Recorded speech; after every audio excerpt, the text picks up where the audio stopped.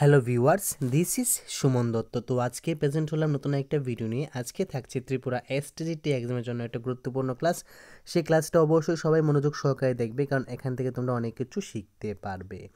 তো দেখো, এখানে আমরা আগের ভিডিওতে মোটামুটি 33টা প্রশ্ন শিখলাম ইকোনমিক্স থেকে।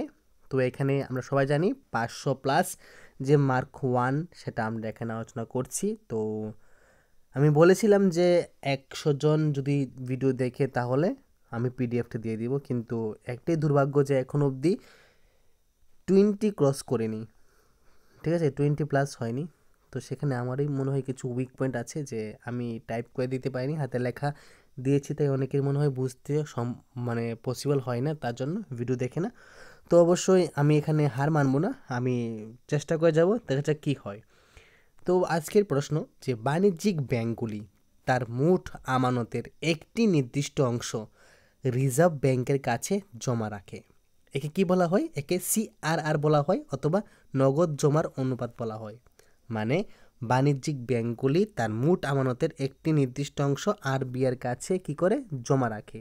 একে কি বলা হয়? একে বলা হয় সিআরআর অথবা নগদ জমার অনুপাত। ঠিক আছে। রেপো রেট কি?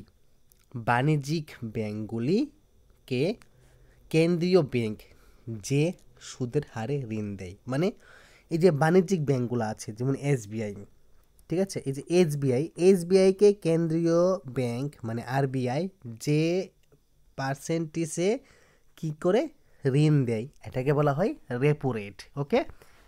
বাণিজ্যিক ব্যাংকের চেকের মাধ্যমে অর্থ প্রদানকে কি বলা হয়? ঐচ্ছিক অর্থ অথবা অপশনাল মানি। বাণিজ্যিক ব্যাংকের চেকের মাধ্যমে অর্থ প্রদানকে বলা হয় ঐচ্ছিক অর্থ অথবা অপশনাল মানি। এই যে ভারতে 1 টাকার নোট বা কয়েন আছে, সেটা কি? সেটা সসীম আইনসিদ্ধ অর্থ বা লিমিটেড লিগেল টেন্ডার মানি। ভারতে যে 1 টাকার কয়েন আছে বা নোট আছে, সেটা কি?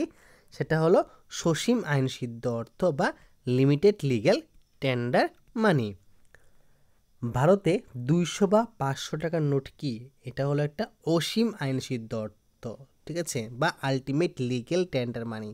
1 টাকা হলো সসীম, আর মানে 2000 বা 500 হলো কি একটা অসীম বা আনলিমিটেড।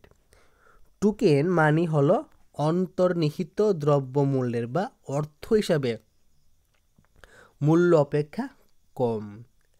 100 টাকার নোট একটা টোকেন অর্থ। এটা টোকেন অর্থ যদি এক্সাম্পল বলে তাহলে বলবে যে 100 টাকার note. Debit card, credit card, money plus কার্ডকে বলা হয় প্লাস্টিক অর্থ বা ঐচ্ছিক অর্থ। কি? প্লাস্টিক অর্থ বা ঐচ্ছিক অর্থ। ক্যাশলেস ইকোনমি এর কথা অর্থ কি? অর্থের পরিবর্তে ডেবিট কার্ড, ক্রেডিট কার্ড, ই পেমেন্টের মাধ্যমে লেনদেন করা, এটাকে বলা হয় ক্যাশলেস ইকোনমি।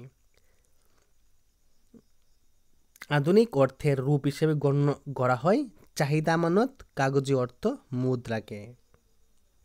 কি বলা হয়েছে? যে আধুনিক অর্থের রূপ হিসাবে গণ্য করা হয় চাহিদা আমানত কাগজি অর্থ মুদ্রাকে। ঠিক আছে। তো আজকের এই ক্লাসটাই এইটুকুই, কিছু গুরুত্বপূর্ণ এমসিকিউ নিয়ে আলোচনা করলাম। যদি ক্লাস ভালো লাগে অবশ্যই শেয়ার করবে, যদি ভালো লাগে তাহলে কিন্তু শেয়ার করবে, এবং ভিডিও পছন্দ হলে তাহলে লাইক করবে এবং শেয়ার করবে। তো অবশ্যই এই কাজগুলো করবে যদি পছন্দ হয়। তো দেখা হচ্ছে একটা গুরুত্বপূর্ণ ভিডিওতে। সবাইকে অসংখ্য ধন্যবাদ।